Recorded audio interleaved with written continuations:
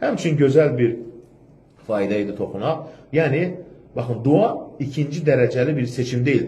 Yaradanla da birbaşa əlaqədir. Nə gözəl bir ayə.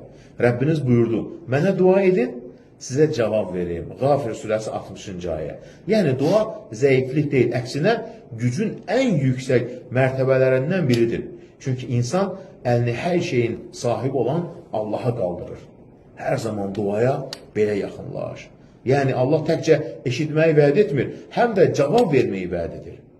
Ona görə də insanlardan əvvəl halını Allaha danışmağı öyrənən qəlblər isə izzət yolunu tapmış olarlar. Yəni, sıxıntın olanda birinci o dərdini uca Allaha danış.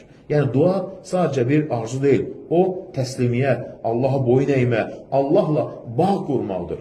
Ona davam etdikcə insan Allaha daha yaxın, daha güclü, daha arxayın olur. Baxın.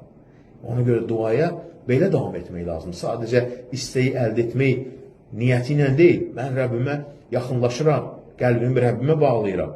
Dua insanın özü ilə hesaba çəkildiyi, ehtiyacını etiraf etdiyi və Allahın qarşısındakı acizliyini dərk etdiyi bir andır. İnsan dua etdikcə qəlbində Allahla xüsusi bir bağ yaranır. Bu bağ sakitcə böyüyür, qəlbdə yəqinlik və razılıq yetişdirir.